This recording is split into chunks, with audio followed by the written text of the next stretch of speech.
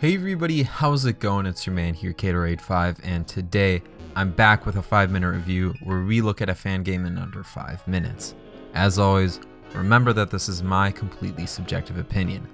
Let's get to it.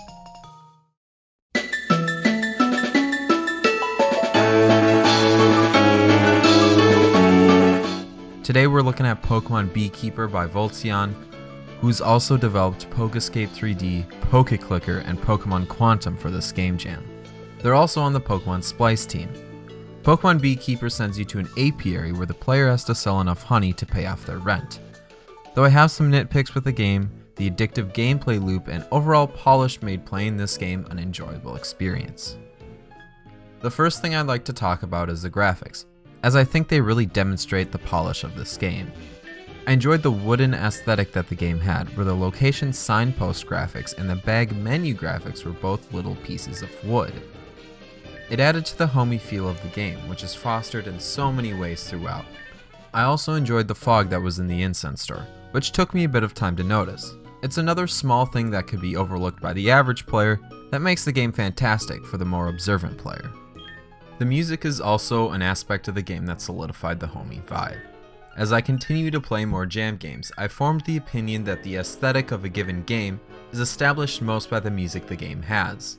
With Beekeeper, the early game route music and cheerful city themes from the official games kept the spirits of the player high as they faced the task of paying off their rent. Speaking of paying off the rent, I enjoyed the simple storyline, as it allowed for the addicting gameplay loop to shine. I think it's important to add that with a game like this, I don't expect a complex storyline or really even a plot at all. If a game like this allows its gameplay loop to shine, I'm completely fine with whatever is there. I thought it could have been more interesting if there was a second goal, whether it be monetary or the amount of bee nests you have.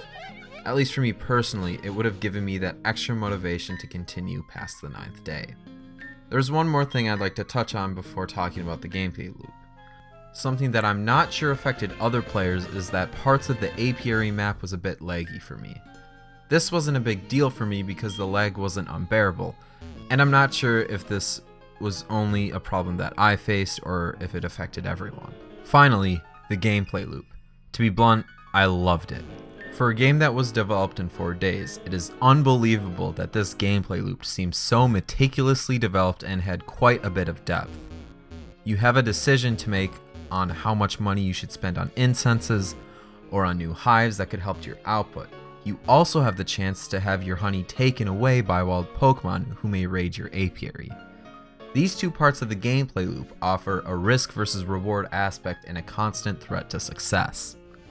Though the gameplay loop plays well and sounds great on paper, there were some issues when looking deeper into it. Though getting $50,000 to pay off your rent seems like a daunting task, it's pretty simple once the player figures out how the mechanics of the game work in practice. I think this is because of 2 or 3 main factors. Firstly, it's clear that some incenses are better than others, but they're all priced the same. This might not seriously impact the goal of getting $50,000, but I still feel like incenses should be priced a bit differently. Secondly, I thought that the rate of wild Pokemon raiding the apiary was too low.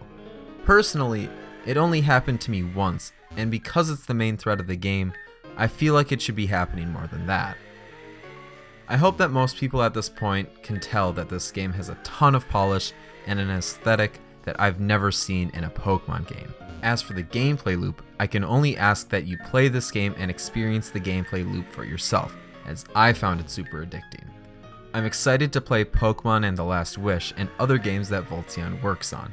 As always, make sure to mock punch that like button and of course subscribe if you have not. But I'm gonna get up out. This is Catorade5 signing out. Thanks for watching everybody and have yourselves a good day.